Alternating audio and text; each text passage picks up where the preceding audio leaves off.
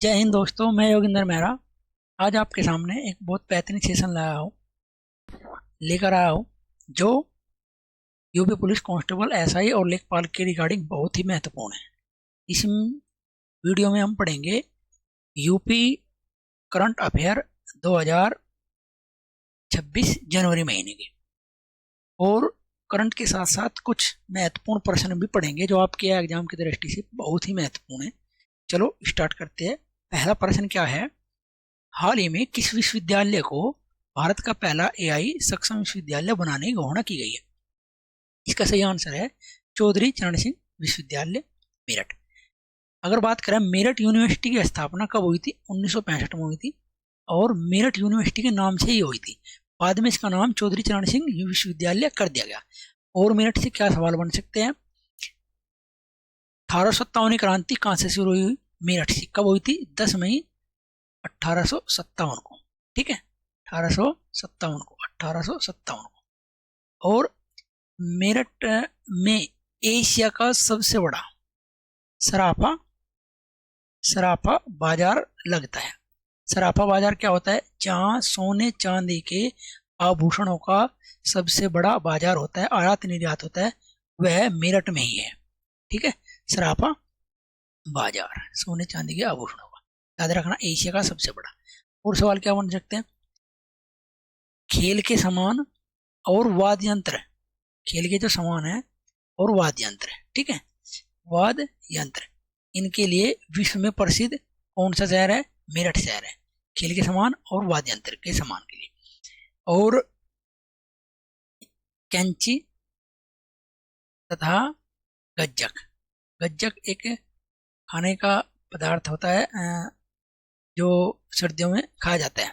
ठीक है। और मेरठ शहर की स्थापना पौराणिक कथाओं के अनुसार रावण के ससुर मया ने की थी। ठीक है, और मया ने मया राष्ट्र के नाम से इस शहर की स्थापना की थी, जिसका वर्तमान में नाम मेरठ है। तो नया प्रश्न पढ़ते हैं। अगला प्रश्न क्या है? अगला प्रश्न चल जा भाई। तो अगला प्रश्न है, जनवरी 2026 में राष्ट्रीय स्वास्थ्य प्राधिकरण NHA ने किस संस्था के सहयोग से स्वास्थ्य एआई फेडरेट इंटेलिजेंस हैकाथॉन का आयोजन किया गया है? तो इसका आंसर है IIT कानपुर। 4 प्रश्न IIT कानपुर से हाल ही के करंट के आपको याद रखने हैं, जो आपके पेपर की दृष्टि से बहुत ही महत्वपूर्ण है। पहला प्रश्न, 3D सूर्य का निर्माण किस IIT ने किया? कानपुर ने। ठीक है। नागरिक उड्डयन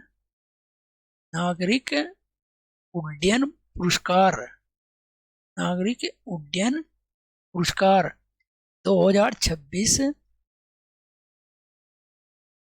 IIT को दिया गया। किसने दिया? इंडिया विंग्स के द्वारा। ठीक है, इंडिया विंग्स के द्वारा IIT कानपुर को कौन सा पुरस्कार दिया गया? नागरिक उड्डयन पुरस्कार।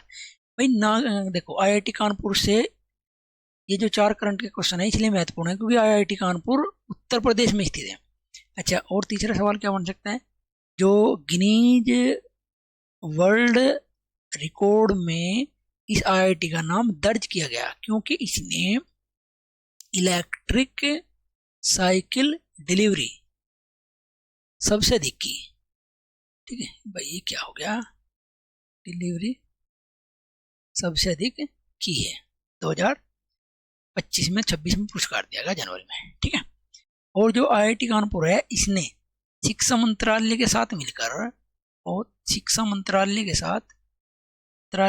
मिलकर एक साथी नाम का, ठीक है, साथी नाम का एक प्लेटफॉर्म शुरू किया। और इनका उद्देश्य क्या है? जो SSC, नीट और JEE की फ्री कोचिंग देने का इनका ये कार्यक्रम है। तो 4 प्रश्न आपको IIT कानपुर से याद रखने। एक तो पहला प्रश्न क्या है? 3D सूर्य का निर्माण किसने किया? IIT कानपुर ने। नागरिक उड्डयन पुरस्कार 2026 किसे मिला? कानपुर को। और गिनीज वर्ल्ड रिकॉर्ड में हाल ही में किसका नाम दर्ज हुआ? IIT कानपुर का। क्यों? क्योंकि इसने इलेक्ट्रिक साइकिल डिलीवरी सबसे अधिक की। और शिक्षा मंत्रालय के साथ इसने क्या शुरू किया? सारथी पोर्टल, या प्लेटफॉर्म शुरू किया। इसका उद्देश्य क्या है कि एसएससी नीट और जेई के जो छात्र हैं उन्हें फ्री में कोचिंग देना है। अगला प्रश्न क्या है? अगला प्रश्न है कि उत्तर प्रदेश के नोएडा में 2.25 लाख करोड़ के निवेश के साथ सबसे बड़ा डेटा सेंटर का समूह कहाँ स्थापित किया गया?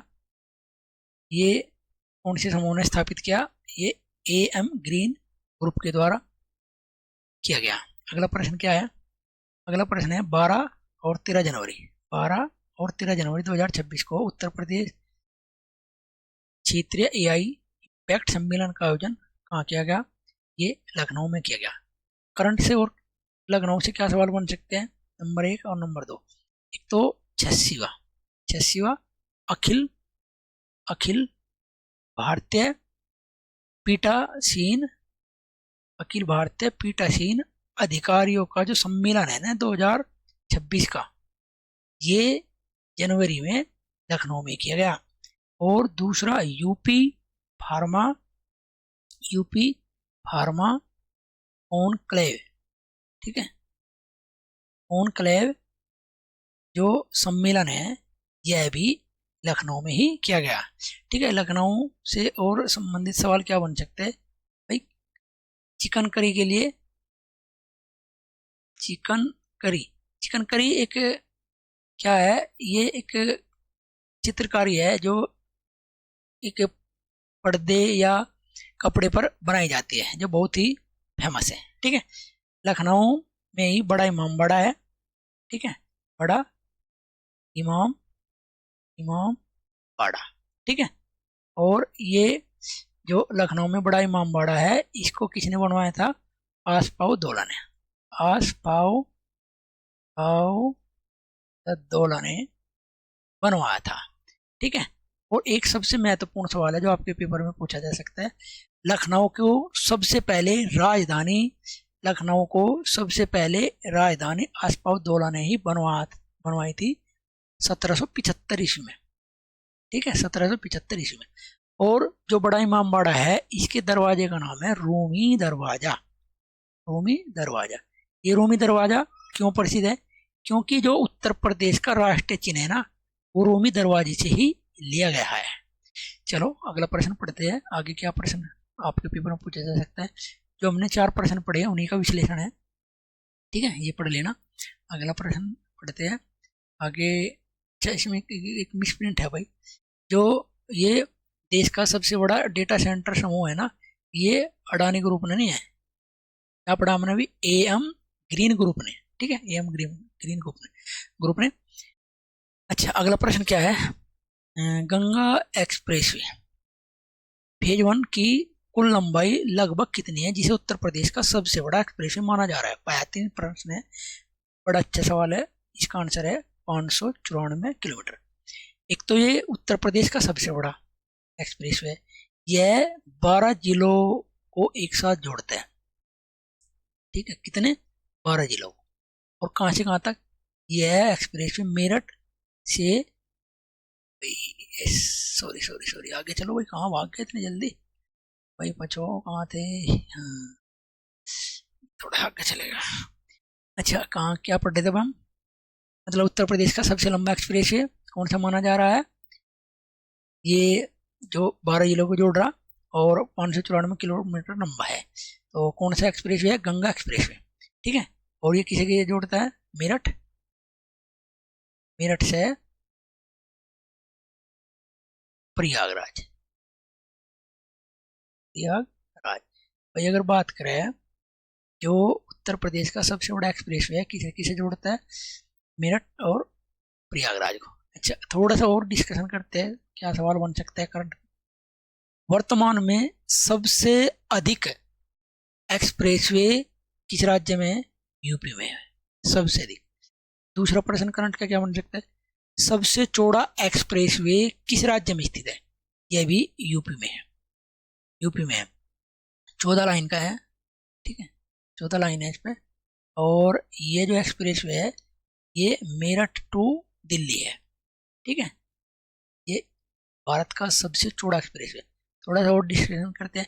सबसे लंबा एक्सप्रेसवे सबसे लंबा एक्सप्रेस वे पूरे भारत का, ये मुंबई और दिल्ली को जोड़ता है, मुंबई और दिल्ली को। इसकी कुल लंबाई है 1386 किलोमीटर। ठीक है। अच्छा, और सवाल क्या बन सकता है, भारत का सबसे पहला एक्सप्रेस वे, ये मुंबई टू पुणे था, मुंबई टू पुणे। ठीक है, पुणे, ये भी याद रखना। अगला प्रश्न पढ़ते हैं।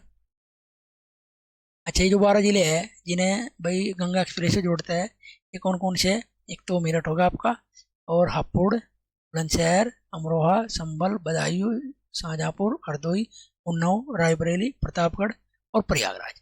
ठीक है। इसके बाद अगला प्रश्न क्या है, नया प्रश्न पढ़ते हैं। क्या है नया प्रश्न, हाल ही में फ्यूजियामा पावर सिस्टम लिमिटेड ने उत्तर प्रदेश के किस स्थान पर आगामी 1 गीगावाट सौर सेल निर्माण सुविधा चालू करने की घोषणा की है? इसका आंसर है दादरी। दादरी कहाँ पड़ता है?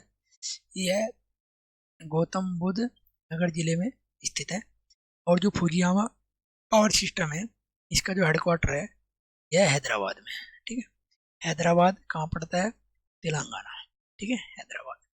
अगला प्रश्न क्या है, अगला प्रश्न है 9 जनवरी 2026 को उत्तर प्रदेश के किस शहर में अशोक लैंड के अत्याधुनिक इलेक्ट्रॉनिक वाहन संयंत्र का उद्घाटन किया गया? तो इसका सही आंसर है लखनऊ। ठीक है, अशोक लैंड इलेक्ट्रॉनिक वाहन का उद्घाटन कहाँ किया गया है? लखनऊ। ठीक है। और इसके बाद भाई इससे और सवाल क्या बन सकते हैं,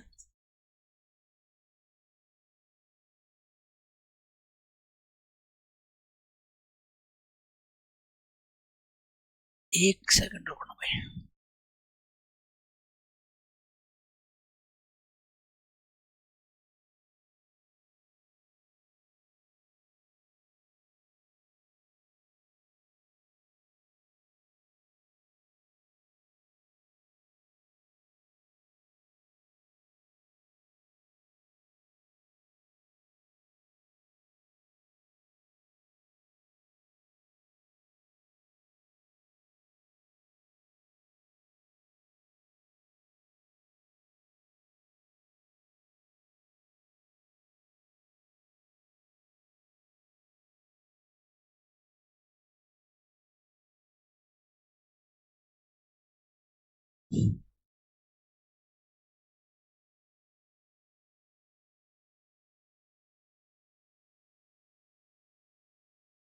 अगला प्रश्न क्या है, अगला प्रश्न है उत्तर प्रदेश की उत्तर प्रदेश की ग्लोबल कैपेबिलिटी सेंटर जीसीसी नीति के क्रियान्वयन के लिए किस संस्था को नोडल एजेंसी नामित किया है? इसका आंसर है इन्वेस्ट यूपी। ठीक है। अगला प्रश्न क्या है, देखो ये हमने जो भी 3 प्रश्न पढ़े उनका विश्लेषण है। ठीक है। ये जो फ्यूजियामा पावर सिस्टम लिमिटेड, भाई गलती है छपका, क्या है यहाँ? दादरी है। ठीक है, दादरी। और ये ईवी शोकलैंड, ये कहाँ उद्घाटन हुआ? इसका लखनऊ में हुआ। और नीति व्यापार में इन्वेस्ट यूपी ने इसे नोडल एजेंसी नामित किया। आगे अगला प्रश्न क्या है, हाल ही में केंद्र सरकार द्वारा जारी डी रेगुलेशन 1.0 रिपोर्ट किस राज्य ने देश में प्रथम स्थान प्राप्त किया है? रिपोर्ट में किस राज्य ने पहला स्थान प्राप्त किया? तो इसका आंसर है उत्तर प्रदेश। उत्तर प्रदेश पहले स्थान पर, देखो जनसंख्या में पहले स्थान पे है। ठीक है, जनसंख्या में पहले स्थान पे है। दूसरा, लोकसभा लोकसभा सीट कितनी है? ये 80 है। राज्यसभा सीट ये 31 है। विधानसभा सीट ये 403 है। और विधान परिषद सीट ये 100 है। और इनकी विशेषता यह है कि ये भारत के किसी भी राज्य में अगर बात करें सबसे ज़्यादा है, सबसे ज़्यादा लोकसभा सीट पूछे वो यूपी में, सबसे अधिक राज्यसभा सीट पूछे वो यूपी में, सबसे अधिक विधान परिषद या विधानसभा सीट पूछे, वे सारी की सारी यूपी में सबसे अधिक है। ठीक है। अगला प्रश्न पढ़ते हैं, ज़्यादा गलत जवाब है। अगला प्रश्न है, हाल ही में उत्तर प्रदेश के राज्यपाल के आधिकारिक आवास राजभवन का नाम बदलकर क्या कर दिया गया है? देखो, जो राजभवन है इसका नया नाम कर दिया उत्तर प्रदेश के जन भवन। ठीक है, अगर बात करें, देखो ये प्रश्न पूछा जा सकता है, राज्यपाल का जो आवास है, निवास है, ये कहाँ होता है? ठीक है, तो ये उत्तर प्रदेश के लखनऊ में है। ठीक है, लखनऊ में, लखनऊ। अच्छा, और सवाल क्या बन सकता है? देखो, राजभवन का नाम उत्तर प्रदेश में तो कर दिया जन भवन, लेकिन अगर बात करें अरुणाचल प्रदेश, अरुणाचल प्रदेश और पंजाब, पंजाब, गोवा और तमिलनाडु, गोवा और तमिलनाडु, ठीक है, तमिलनाडु, इन 4 राज्यों ने राजभवन का जो नाम है वो लोक भवन रखा। क्या रखा? लोक भवन। ठीक है, याद रखना, लोक भवन। और उत्तर प्रदेश ने क्या रखा? जन भवन। अच्छा, और सवाल क्या बन सकते हैं? जो राज्यपाल का पद है यह संविधान के भाग 6 में है, और आर्टिकल कौन सा है, अनुच्छेद कौन सा है? ठीक है, आर्टिकल, आर्टिकल कौन सा है भाई? 153। ठीक है। अच्छा, एक बहुत बेहतरीन प्रश्न आपसे पूछा जा सकता है, उत्तर प्रदेश का वह राज्यपाल जिसका सबसे लंबा कार्यकाल है, ठीक है, कौन है? जो वर्तमान में राज्यपाल है, आनंदीबेन पटेल।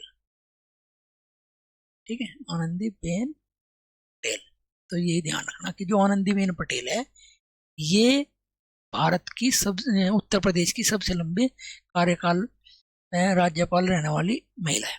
अच्छा, अगर बात करें दूसरी महिला है उत्तर प्रदेश की, और एक चीज और, आनंदीबेन पटेल गुजरात की पहली महिला राज्यपाल भी रही, जो इससे पहले थी, उसके बाद फिर यूपी की बनी। ठीक है, ये भी प्रश्न याद रखना।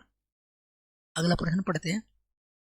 अगला प्रश्न क्या है? उत्तर प्रदेश सरकार ने भाई क्या दिया? उत्तर प्रदेश सरकार ने हालिया निर्णय के अनुसार संपत्ति पंजीकरण के लिए आधार आधारित प्रमाणीकरण कब से अनिवार्य किया? तो ये 1 फरवरी 2026 से शुरू कर दिया। मतलब जो भी आपके पास संपत्ति है उसका आपको पंजीकरण कराना अनिवार्य है। ये इसका विश्लेषण है, पढ़ लेना। ठीक है, और इसके बाद अगला प्रश्न क्या है? अगला प्रश्न है कि भारत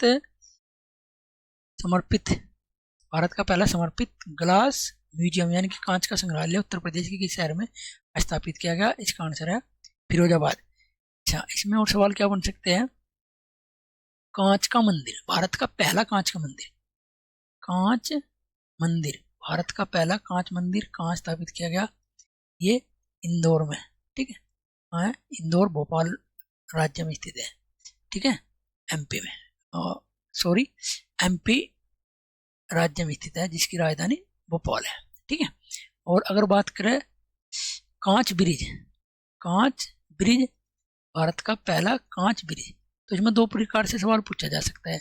तो सामान्य रूप से वैसे कांच ब्रिज, एक समुद्र पर पहला, समुद्र पर पहला कांच ब्रिज, समुद्र पर पहला कांच ब्रिज कौन सा है? तो ये कन्याकुमारी, कन्याकुमारी में बना। ठीक है, जो दक्षिण भारत में स्थित है। अच्छा, और वैसे अगर बात करें तो राजगीर में, राजगीर कहाँ पड़ता है? ये बिहार में। तो ये भी प्रश्न याद रखना कि भारत का पहला कांच मंदिर कौन सा है? कांच मंदिर ये इंदौर में, मध्य प्रदेश में। और कांच ब्रिज समुद्र पर बात करें तो कन्याकुमारी में। और वैसे बात करें सामान्य रूप से तो ये राजगीर में है, बिहार में। ठीक है, फिरोजाबाद और किस लिए जाना जाता है? सुहागनगरी। सवाल पूछा गया पेपर में पहले कि उत्तर प्रदेश या भारत में सुहागनगर के नाम से किसे जाना जाता है? तो सुहागनगर के नाम से फिरोजाबाद को जाना जाता है। कांच की चूड़ियों के लिए कौन सा शहर प्रसिद्ध है? कांच की चूड़ियों के लिए कौन सा शहर प्रसिद्ध है? तो ये फिरोजाबाद है। ठीक है, और भारत की कांच नगरी, तो भारत की कांच नगरी भी से कहा जाए, भारत की कांच नगरी। ठीक है, भारत की कांच नगरी किसे कहा जाए? ये फिरोजाबाद को कहा जाता है। ठीक है, कांच नगरी। इसके बाद नया प्रश्न क्या बन सकता है भाई? अच्छा, 24 जनवरी 2026 को उत्तर प्रदेश अपना कौन सा स्थापना दिवस मना रहा है? वैसे देखो, इसका आंसर होया 76वां। अगर आपको पता है युवा दिवस मनाना कब शुरू किया गया? 2018 से शुरू किया, इससे पहले नहीं मनाते। और राम नाईक उस टाइम पे हमारे क्या थे? राज्यपाल थे, और योगी जी हमारे सीएम थे। ठीक है, ये गवर्नर थे और सीएम हमारे कौन थे? योगी जी थे। तो इन दोनों के प्रयास से 2018 से यूपीए स्थापना दिवस मनाया जा। और यूपीए स्थापना दिवस में 76 क्यों कह रहा, क्योंकि 24 जनवरी 1950 में 24 जनवरी 1950 में जो उत्तर प्रदेश है इसकी स्थापना मानी जाती है, क्योंकि उत्तर प्रदेश का जो पुराना नाम है वो संयुक्त प्रांत है। क्या है? संयुक्त प्रांत। इस संयुक्त प्रांत का नाम बदलकर उत्तर प्रदेश कब किया गया था? 24 जनवरी 1950 में ही किया गया था, इसलिए इसका 76वां स्थापना दिवस हुआ। ठीक है। अगला प्रश्न क्या है कि गणतंत्र दिवस परेड पर 2026 में उत्तर प्रदेश की झांकी को पॉपुलर कैटेगरी में कौन सा स्थान प्राप्त हुआ? तो इसका आंसर है 2। तो इसमें देखो, जो गणतंत्र दिवस परेड हो इसमें 2 तरीके से आपकी कैटेगरी होती है। एक तो जजों की कैटेगरी, ठीक है, और एक जनता की कैटेगरी। एक तो जनता के द्वारा चुने जाते हैं और एक जजों के द्वारा। अगर बात करें, पहले स्थान पर रहा महाराष्ट्र क्यों रहा? क्योंकि इसने गणेश उत्सव की झांकी निकाली गई, जिसमें इसे पहला स्थान मिला। दूसरे स्थान पर यहाँ कौन रहा? जम्मू एंड कश्मीर रहा, क्योंकि इसने जो वहाँ के नृत्य है और शिल्प कला है उसका उन्होंने झांकी निकाली। अच्छा, अगर जनता के हिसाब से पूछे तो पहले स्थान पर गुजरात रहा। ठीक है, गुजरात। तो गुजरात ने ऐसी कौन सी झांकी निकाली? वंदे मातरम। ठीक है, झांकी निकाली वंदे मातरम। और दूसरे स्थान पर रहा यूपी ने क्या किया? ये सवाल पूछा जा सकता है। जो बुंदेलखंड है, इसकी बुंदेलखंड की सांस्कृतिक झांकी निकाल ली। झांकी। ठीक है, तो ये ध्यान रखना। देखो एक बार सुनो ध्यान से। तो जो गणतंत्र दिवस परेड है इसमें 2 प्रकार की कैटेगरी होती है, एक तो जजों की और एक जनता की। जनता के द्वारा सबसे अच्छी झांकी रही गुजरात की वंदे मातरम झांकी, और दूसरे स्थान पर रहा यूपी बुंदेलखंड की सांस्कृतिक। अगर बात करें जजों की पैनल जो चॉइस कैटेगरी है, इसमें पहले स्थान पर महाराष्ट्र रहा। इसने क्या किया? गणेश उत्सव की झांकी निकाली। और जम्मू कश्मीर दूसरे स्थान पर रहा। इसने क्या किया? शिल्पकला और नृत्य लोक नृत्य यहाँ का जो है उनकी झांकी इन्होंने निकाली। अगर बात करें तीनों सेना में पहले स्थान पर किसकी झांकी रही? तीनों सेना में पोटेंट पूछा जा सकता है। तीनों सेना में नौसेना पहले स्थान पर ही। अगर बात करें जो अन्य बल है या अर्धसैनिक बल है, उनमें दिल्ली पुलिस पहले स्थान पर रही। याद रखना, दिल्ली पुलिस। ठीक है, दिल्ली पुलिस। अच्छा, अगला प्रश्न क्या बन सकता है? जो आप रिवाइज कर लेना। अगला प्रश्न है, ये इम्पोर्टेंट सवाल है। तो इसमें क्या है? उत्तर प्रदेश सरकार ने एक जिला एक उत्पाद ODOP यानी कि 1 डिस्ट्रिक्ट 1 प्रोडक्ट की सफलता के बाद किस अवसर पर एक जिला एक कुजीन योजना की घोषणा की है? तो इसका आंसर है उत्तर प्रदेश दिवस। इसके साथ साथ और क्या किया उन्होंने? ODOC, ODOS और ODOD। ठीक है, ये स्पोर्ट खेल, मतलब एक राज्य का एक खेल उसे बढ़ावा दिया जाएगा। एक राज्य का एक व्यंजन होगा। ठीक है, व्यंजन होगा, इसे बढ़ावा दिया जाएगा। ठीक है, ये इसके लिए इन्होंने 2026 में शुरू किया। ठीक है, ये भी एक आगे टॉपिक लेगा हो गया हम एक जिला एक उत्पाद। ठीक है, आगे बहुत सवाल पूछे जाते हैं इस टॉपिक से भी। तो इसमें बताया गया कि जो ये लक्ष्य शुरू किया उन्होंने, तो इसमें क्या होगा? जैसे कि भाई कोई व्यंजन है, उसे GI टैग दिया जाएगा, जिससे कि उन्हें अंतर्राष्ट्रीय लेवल पर पहचान मिल जाएगी, उनकी महंगाई होगी और उन्हें अच्छे खासे दाम मिलेंगे। तो उसकी 75 जिलों में एक अलग अलग व्यंजनों का एक चयन करा जाएगा। ठीक है, अगला प्रश्न क्या है? उत्तर प्रदेश के किस जिले में पटना पक्षी विहार को रामसर साइट में घोषित किया? तो इसका आंसर है एटा।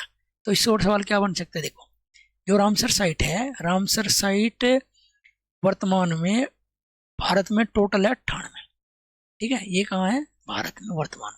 ये बदलते रहे भाई, क्योंकि संख्या बढ़ सकती है। वर्तमान में फिलहाल की बात बता रहा हूँ। अच्छा, यूपी में वर्तमान में कितने हैं? ये 11 है। ठीक है, अब ये 11वां ही है जो एटा में जो बनाया गया। जो देखो, वैसे पटना एक शहर का नाम है जो बिहार की राजधानी है, लेकिन पटना पक्षी विहार यूपी के एटा जिले में है। जो 11वां क्या बनाया गया? Ramsar site. तो रामसर साइट क्या होती है? एक आर्द्र भूमि होती है जिसे कि दर्जा दिया जाए, जिससे कि वहां रहने वाले पक्षी जीव जंतुओं को नुकसान ना हो और उस क्षेत्र का बढ़ावा मिले। थोड़ा सा और बात करते हैं कि जो रामसर साइट है, यूपी की सबसे बड़ी रामसर साइट, यूपी की सबसे बड़ी रामसर साइट, सबसे बड़ी। तो इसका नाम है ऊपरी गंगा रामसर साइट। ठीक है, रामसर साइट। ठीक है, तो ये यूपी की सबसे बड़ी रामसर साइट है। अच्छा, एक बात और, ये कहाँ से कहाँ तक है? ये ब्रज घाट से लेकर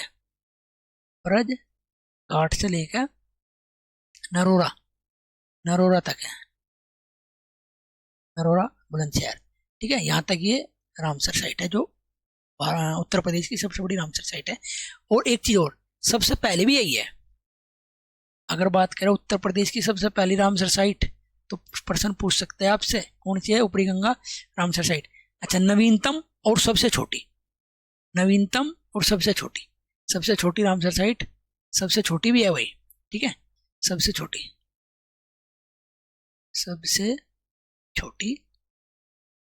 छोटी रामसर साइट। ठीक है दोस्तों, याद रखना। अच्छा, अगर बात करें थोड़ा सा और भाई, भारत की पहली रामसर साइट, ये उड़ीसा की चिल्का झील है। चिल्का, ये भी याद रखना, चिल्का झील। सबसे बड़ी ये जो पश्चिम बंगाल में सुंदरवन है, ये सबसे बड़ी है। सुंदरवन सबसे बड़ी। सबसे छोटी रेणुका झील ये सबसे छोटी है। ठीक है, ये छोटी है, थोड़ा सा और ध्यान रखना। ये हिमाचल प्रदेश में देखो भाई, भारत की सबसे पहली उड़ीसा में है चिल्का झील। सबसे बड़ी भारत की ये पश्चिम बंगाल सुंदरवन का डेल्टा। अच्छा, सबसे छोटी भारत की रेणुका झील ये हिमाचल प्रदेश में, ये भी याद रखना। अगला प्रश्न पढ़ते हैं। अगला प्रश्न देखो, ये भी बढ़िया क्वेश्चन है। भारत में नदी और मोहना क्षेत्र में पाई जाने वाली डॉल्फिन के लिए दूसरा व्यापक सर्वेक्षण उत्तर प्रदेश के किस जिले में शुरू किया गया है? तो इसका आंसर है बिजनौर। पहला का डॉल्फिन अनुसंधान केंद्र पूछे कहाँ है? ये पटना बिहार में। ठीक है, पटना बिहार में गंगा नदी के किनारे डॉल्फिन अनुसंधान केंद्र बनाया गया है। ये दूसरा जो नदी और मुहाने पर बनाया गया है बिजनौर में। ठीक है, डॉल्फिन से और सवाल क्या बन सकता है? देखो ध्यान से समझो। जो डॉल्फिन है, इसे स्थानीय भाषा में क्या कहा जाता है? ये सवाल पहले पूछा गया। ठीक है, स्थानीय भाषा में। ठीक है, स्थानीय भाषा में से सुसु कहा जाता है, सुसु।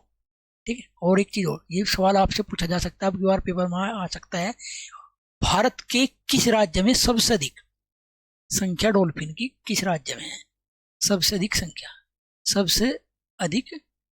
संख्या डॉल्फिन की किस राज्य में है?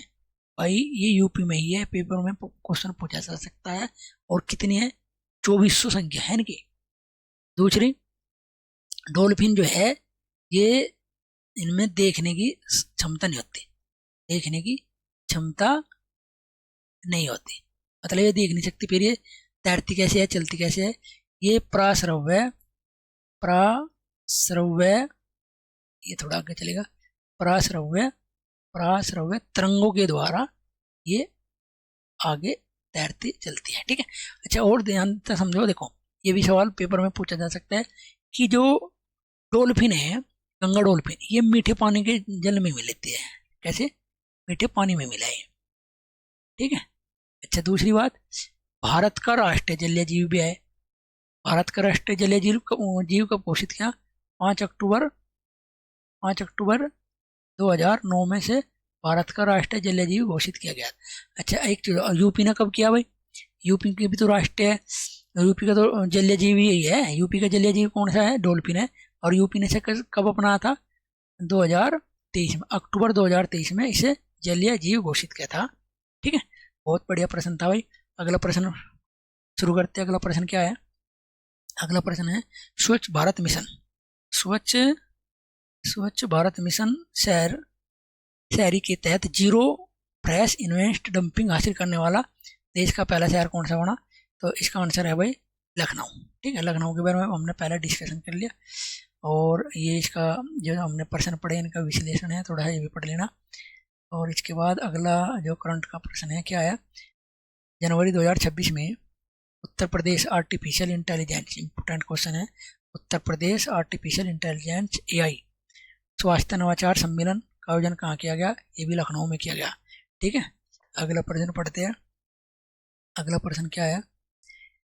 हाल ही में उत्तर प्रदेश कैबिनेट ने किस जिले के श्री शिव प्रसाद मंडलीय जिला चिकित्सालय में 500 बेड के सुपर स्पेशलिटी हॉस्पिटल को मंजूरी दी है? इसका आंसर है वाराणसी। ठीक है, वाराणसी मंदिरों के शहर के नाम से जाना जाता है। मंदिरों का शहर किसे कहा जाता है? मंदिरों का शहर ये यूपी में वाराणसी को कहा जा। ठीक है, और वाराणसी में कौन सा घाट सबसे प्रसिद्ध है? मणिकर्णिका। मणिकर्णिका जो घाट है ये सबसे प्रसिद्ध है, मणिकर्णिका घाट। ठीक है, और वाराणसी में ही कछुआ अनुसंधान केंद्र है, कछुआ अभ्यारण्य भी यही है।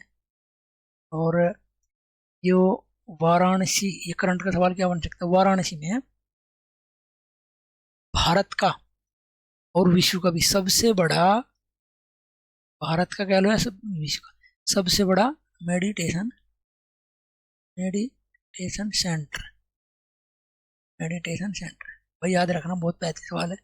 भारत का सबसे बड़ा मेडिटेशन सेंटर उत्तर प्रदेश के किस जिले में है? वाराणसी में। वाराणसी में जो हवाई अड्डा है वाराणसी में, इसे किस नाम से जाना जाता है?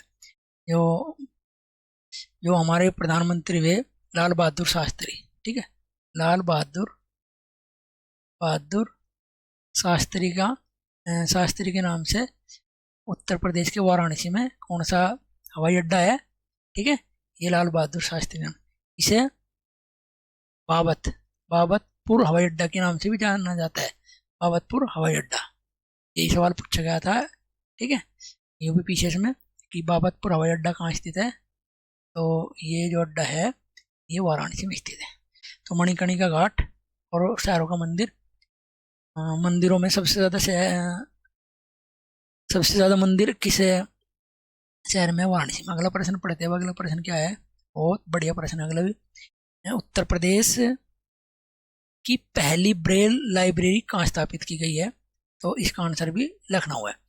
अगर भारत की पहली बात करें, भारत की फर्स्ट लाइब्रेरी ब्रेल, ठीक है, तो ये देहरादून में, ठीक है, देहरादून में स्थापित की गई। अच्छा, और सवाल क्या बन सकता है भाई? अगला प्रश्न क्या हो सकता है कि जो ब्रेल लाइब्रेरी है ये भारत की पहली होगी देहरादून और उत्तर प्रदेश की होगी लखनऊ। अच्छा, ब्रेल जो एक भाषा नहीं है, एक ब्रेल लिपि है जो 6 अंकों पर आधारित है, 6 बिंदुओं पर आधारित है। किन पे? 6 बिंदुओं पर आधारित है। मतलब इसमें क्या होता है, जो दृष्टिबाधित लोग हैं जिन्हें मतलब भाई आंखों से नहीं देख सकते, वे इन बिंदुओं को स्पर्श करके, ठीक है, इन 6 बिंदुओं को स्पर्श कराया और इनके पढ़ने की एक कला है, ठीक है। और इसकी स्थापना किसने करी थी?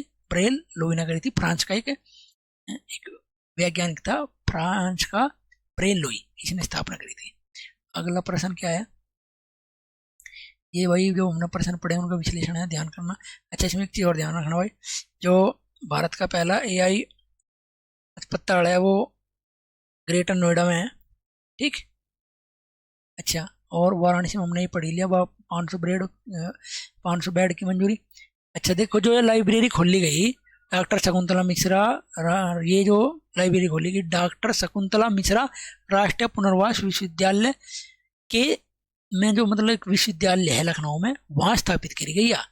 कौन से विद्यालय में? कौन से विश्वविद्यालय है भाई? शकुंतला मिश्रा राष्ट्रीय पुनर्वास विश्वविद्यालय।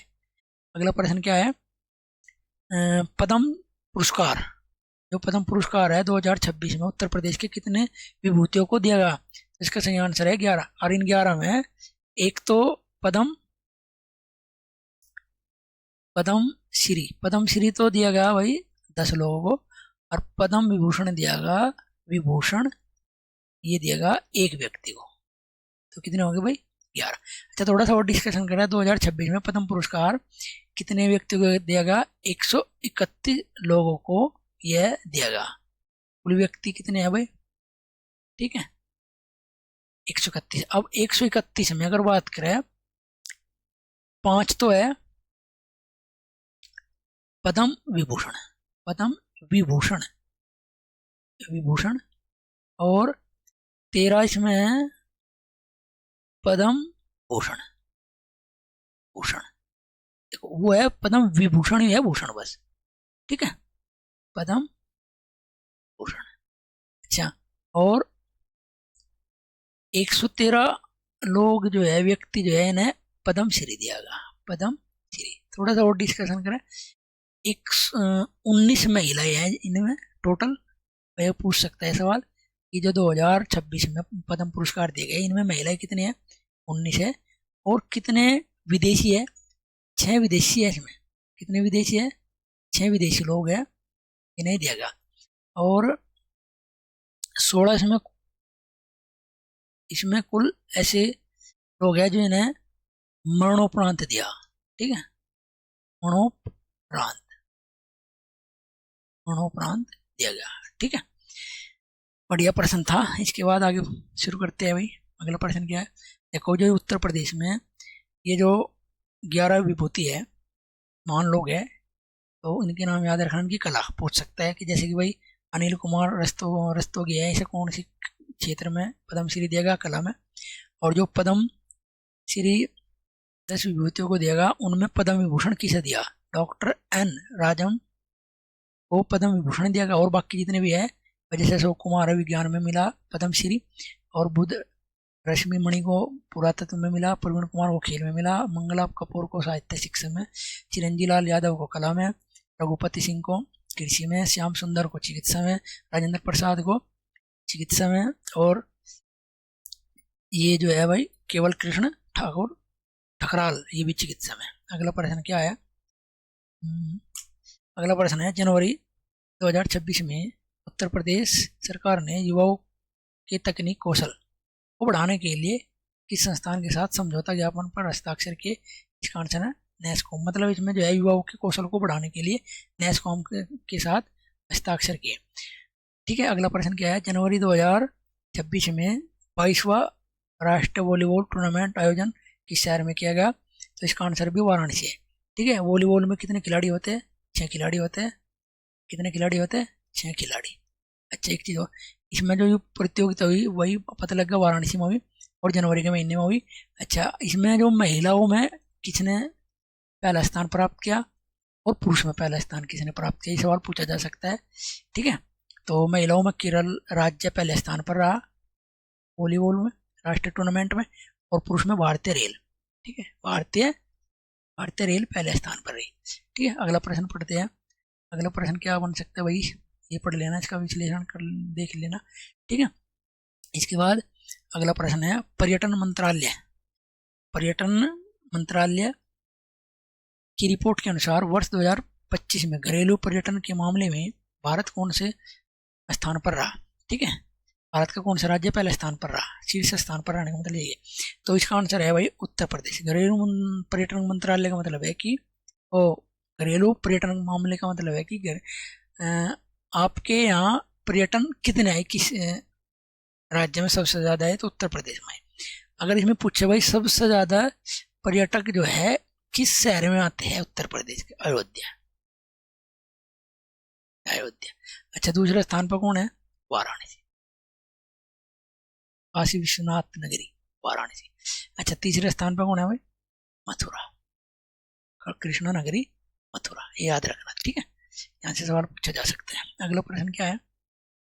अगला प्रश्न है, दिसंबर 2025 में भारतीय विमानन विमानपतन प्राधिकरण पंतन विमानपतन प्राधिकरण के हालिया ग्राहक संतुष्टि सर्वेक्षण में उत्तर प्रदेश के किस हवाई अड्डे ने राज्य में प्रथम और देश में 7वां स्थान प्राप्त किया? तो इसका आंसर है भाई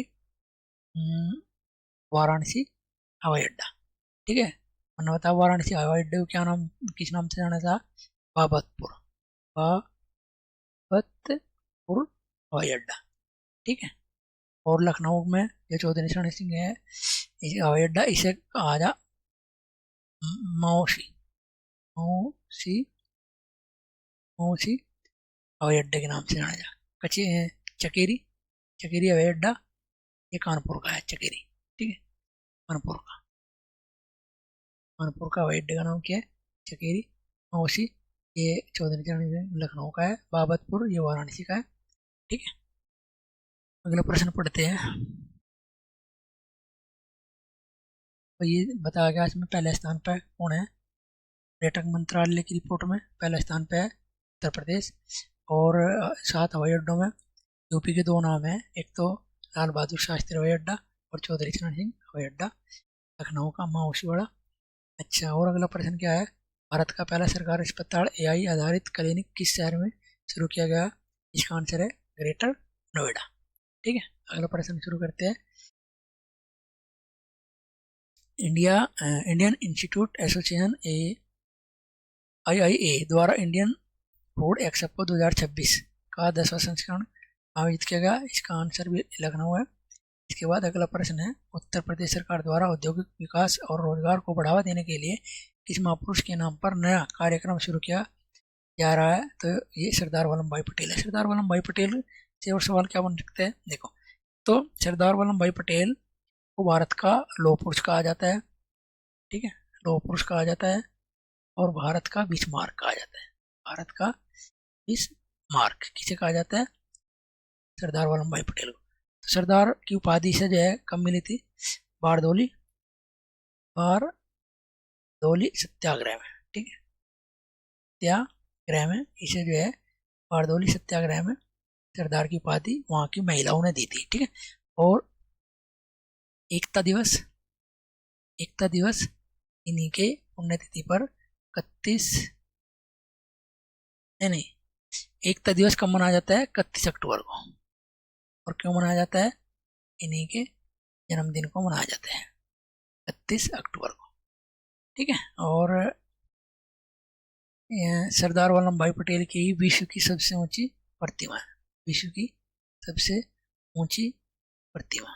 ठीक है, प्रतिमा, और ये प्रतिमा कहाँ से है? ये गुजरात में है, और गुजरात में भी कहाँ पे है? नर्मदा नदी पे है। ठीक है, नर्मदा नदी पर है और सरदार सरोवर बांध के पास है। तो लौह पुरुष पता लग गया किसे कहा था भारत का?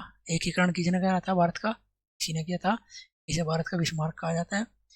और लास्ट क्वेश्चन क्या है? जनवरी 2026 में उत्तर प्रदेश के किस जिले में डिफेंस इंडस्ट्रियल कॉरिडोर की स्थापना को मंजूरी मिली है? तो इसका आंसर है उन्नाव। ठीक है, उन्नाव उत्तर प्रदेश में स्थित एक बेहतरीन जिला है, जिसमें एक उत्तर प्रदेश का वो पक्षी विहार जो सबसे पुराना पक्षी विहार है उन्नाव में। ठीक है, इसका नया नाम है शहीद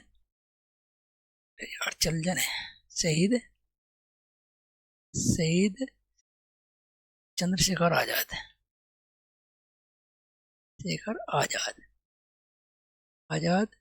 पक्षी विहार। ठीक है, पुराना नाम क्या है इसका?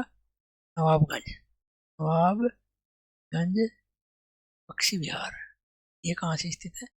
ये उन्नाव में ही है। ठीक है, जिसका नया नाम क्या है? चंद्रशेखर आजाद पक्षी विहार। ये सबसे उत्तर प्रदेश का सबसे पहला या पुराना कह लो भाई, पहला पक्षी विहार है। ठीक है, और ये यहीं पे स्थित है। भाई यहाँ तक देखो, अगर आपको सेशन अच्छा लगा है दोस्तों, अगर आपको बढ़िया लगा कंटेंट और ये प्रश्न और जो जीके के मैं प्रश्न आपके सामने रखे, ये कहीं ना कहीं आपकी परीक्षा में देखने को जरूर मिलेंगे और ये आपको ज़रूर लाभ देंगे। अगर आपको अच्छा लगा है तो हमारे चैनल को सब्सक्राइब करें, अपने दोस्तों में शेयर करें और हमें सपोर्ट करें। जय हिंद दोस्तों, मिलते हैं नई वीडियो में नए टॉपिक के साथ, नए कंटेंट के साथ। जय हिंद दोस्तों, नमस्कार।